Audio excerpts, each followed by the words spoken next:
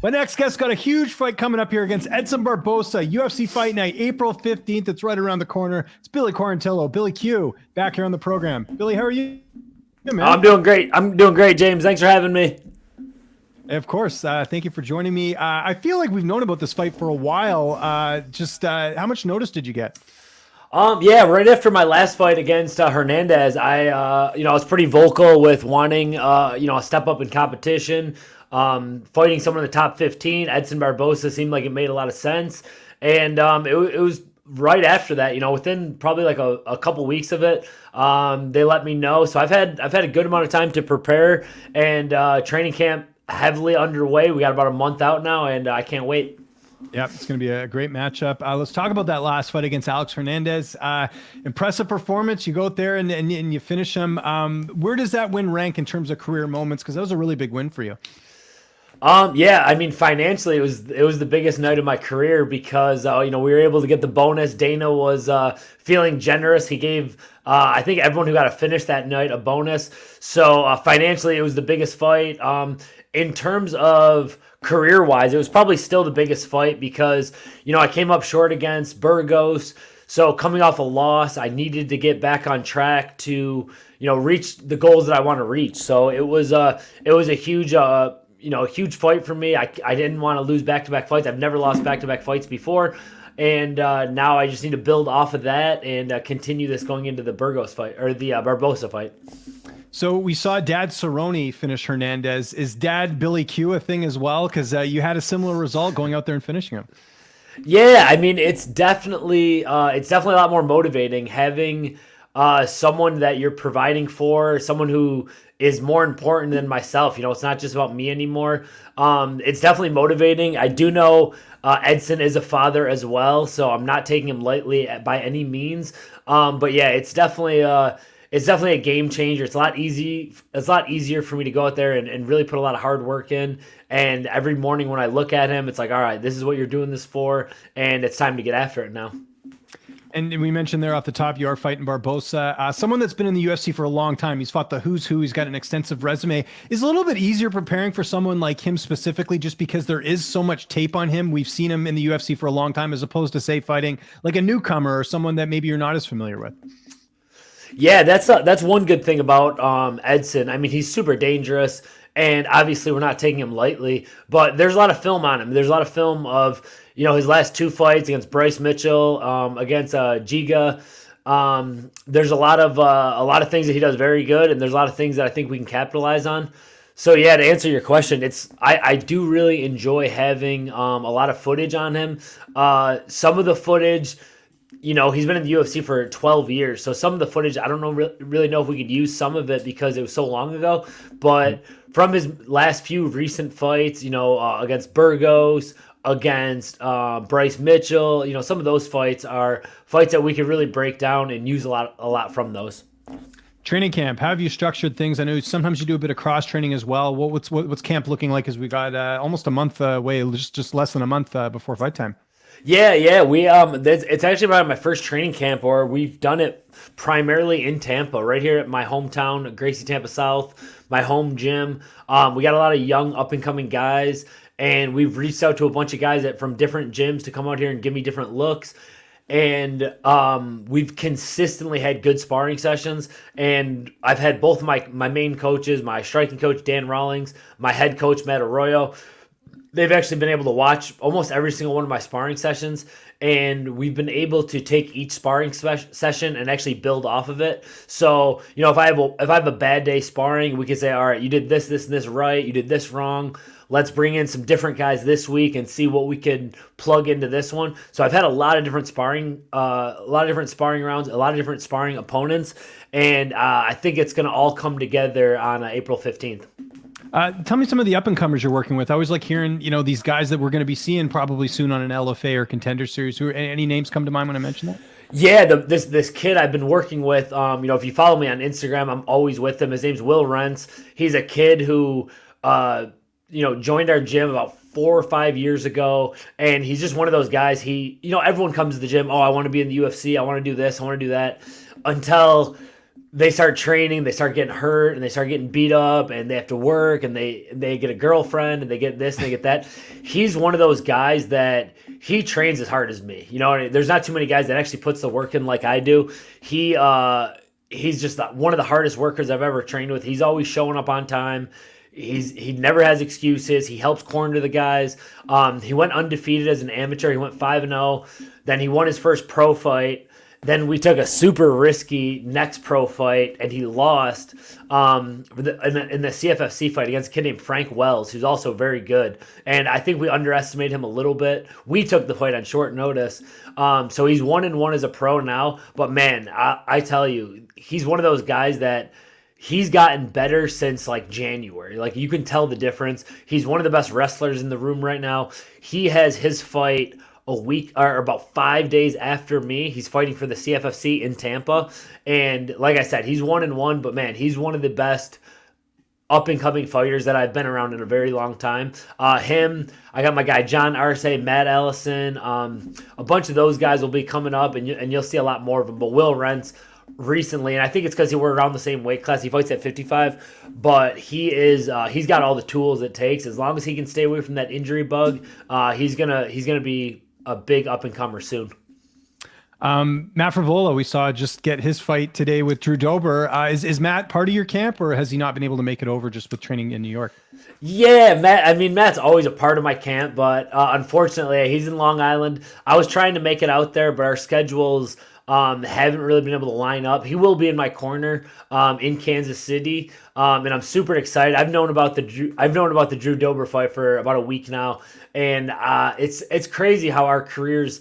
We started training together at Gracie Tampa South the same week. A lot of people have heard the story. We basically started at the same time, came up together. He got on the Contender Series, or I was on the Ultimate Fighter, then he was on the Contender Series. He got in the UFC, then I got in the UFC, and now we're both fighting the number 14th ranked guy in each division. So it's just crazy how our careers have kind of lined up, and we've always been there for each other, even if we can't help each other in camp. I know he's the guy. I always want him in my corner, and I think we're both going to get some big wins, and we'll both be ranked around the same time. And someone I know you've trained with like a little bit, just more just because of respect, because you guys are both Contender Series alums or whatever. Jamal Hill, what did you think of him winning the title? I don't think we've spoken since that happened. Oh man, yeah, I couldn't be happier for that kid. Which is funny. It kind of makes me look bad because we both got in the UFC in 2019, and he's already a world champion. Obviously, he's the first Contender Series guy to do that. But yeah, I couldn't be happier for him, more proud of him. Every time I see him, every time we link up, he calls me all the time. We go back and forth. And it's one of those guys that, like, you thought he was talented enough to do it, but how fast he did it was just incredible. And that title run that he's gone on, he's got some big knockouts. And the fight against Glover was a legendary fight. In between rounds, they're pouring the water on his head. There's blood everywhere. Man, I was screaming. I was going nuts. And couldn't be happier for him. Such a good guy, so down to earth, and yeah, I'm super happy for him, and it motivates and inspires me to go out and do the same. You mentioned Matt Arroyo probably being in your corner, Matt Frivola. Anyone else, or is it just the two corners who's going to be in the cage with you? No, it's going to be the same three that I usually have. It's always like 3 out of 4 guys. It's my head coach, Matt Arroyo, my main striking coach, Dan Rawlings, who I probably work with the most. I do private lessons with him at least once a week. I do all of his classes throughout the week. So I'm doing Muay Thai and hitting mitts, 3, 4, 5 times a week, especially going against a guy like Edson Barboza. It's going to be a great striking match. So it's Matt Arroyo, Dan Rawlings, and then Matt Frivola is usually my third guy. He's usually the good body that I could wrestle with and strike with. My brother Jim does a great job helping me cut weight. So he's like my weight cut guy that when you're cutting weight and you don't want to get up to grab something, or you need someone to wipe the sweat off you, you want someone in your family, and especially like my family's super close.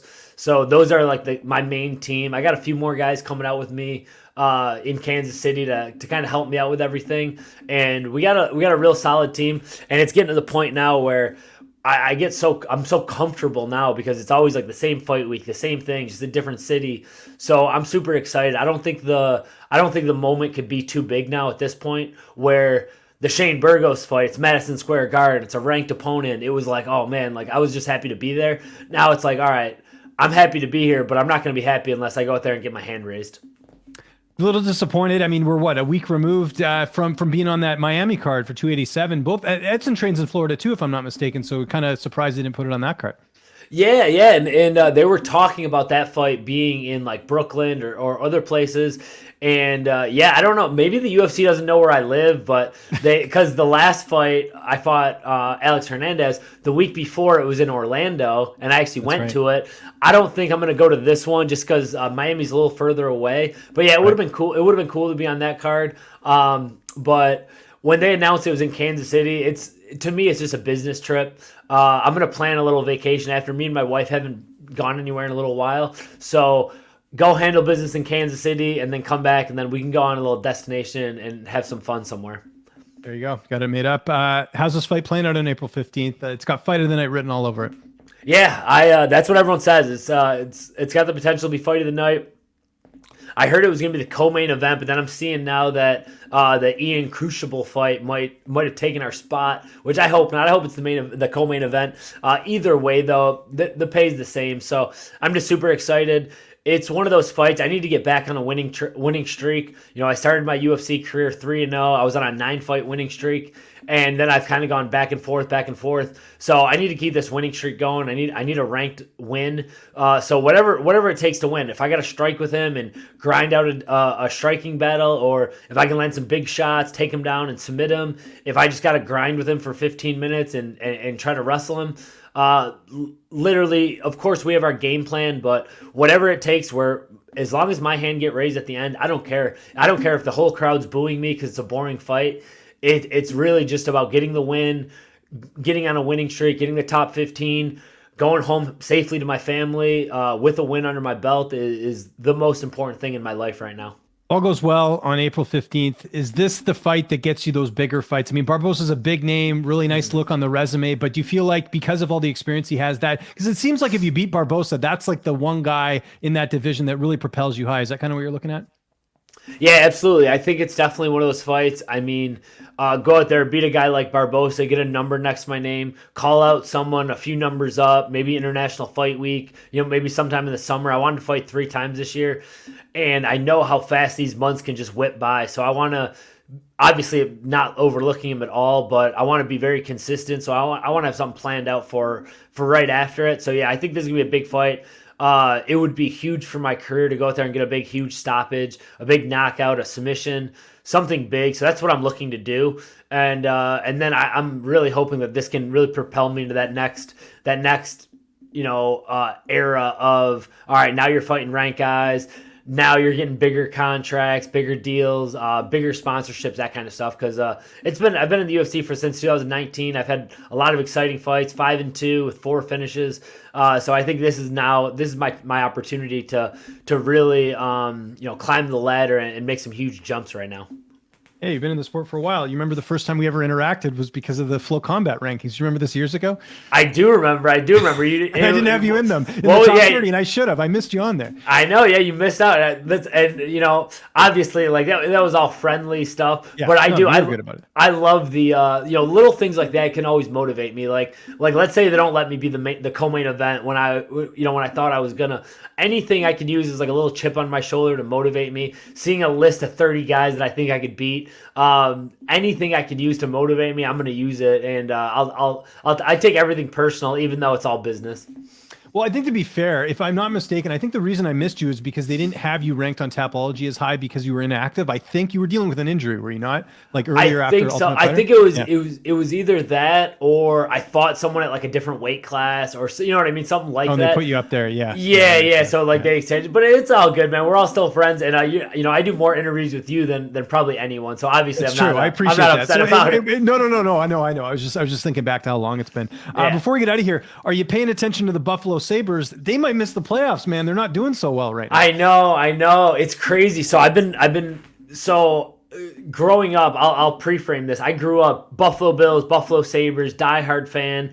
The Sabres, like when I was in high school, they went on their run. They almost won the Stanley Cup. They were doing really good in the playoffs. Yeah, Dominic Hasek. Well, then it was Dominic Hasek was the man. Then it was Ryan Miller with like the Danny Briere and the Chris Drury. And then they went on like a long dry spell. That's when I moved out to Florida. I would go to some of their games, but I didn't really pay attention as much to them. This last year, man, they got this all these young studs in their team. My brother Austin's always like, dude, you got to get back on the bandwagon. They're on ESPN Plus now, so I can watch them in Tampa. So I've been watching them a lot lately. I watched their game last night. They just lost in overtime, and it's like, man, once I start getting excited about them again, they went on like a little bit of a dry spell. It's still exciting. It's slim. I think their chances are slim to make the wild card now, especially after these last couple weeks. But man, they got a really exciting team, and I'm back, man. I'm back being back to being a diehard Sabres fan. I grew up playing hockey and always watching the Sabres game, so. I've been watching a lot more of them lately. I would love to get back on the ice, but I know I'm gonna take a slap shot off the shin and miss a year of MMA, and I can't afford to do it right now. But the second my career is over, I'm gonna get back on the ice. Hopefully, my son likes to play hockey, and yeah, man, I love the Sabres, man. I'm back on the bandwagon now. Have you got a Tage Thompson jersey yet? That's like the guy right now in Buffalo. He's the guy, man. And so me and my buddies went to the game in Tampa, and he had a hat trick, and we were going nuts. So yeah, Tage Thompson's the dude right now. He's the guy in Buffalo, and if they can, pull up some big wins, maybe sneak into the playoffs this year. But really looking forward to next year. Hopefully they can get a good goalie because. Greg Anderson's like 41. I don't know why. And he's our guy, yeah. He's our best goalie, and he's 41. But rotating 3 goalies, I don't think is ever going to be the answer. So we need a goalie. But yeah, man, exciting team. I think they have some of the one of the highest ranking goals in the league. They're a super exciting team. But yeah, they're missing a couple pieces still. You're not missing any pieces, man. That's where we're getting this big fight against Edson Barboza, UFC Fight Night, April 15th. Billy, always a pleasure, man. If there's anyone you'd like to thank before we get out of here, any sponsors, any social media, I'll give you the last word. No, man, just follow. If you guys could follow me, Billy Q MMA on Twitter and Instagram. Those are my main spots. And James, thanks for having me like always, brother.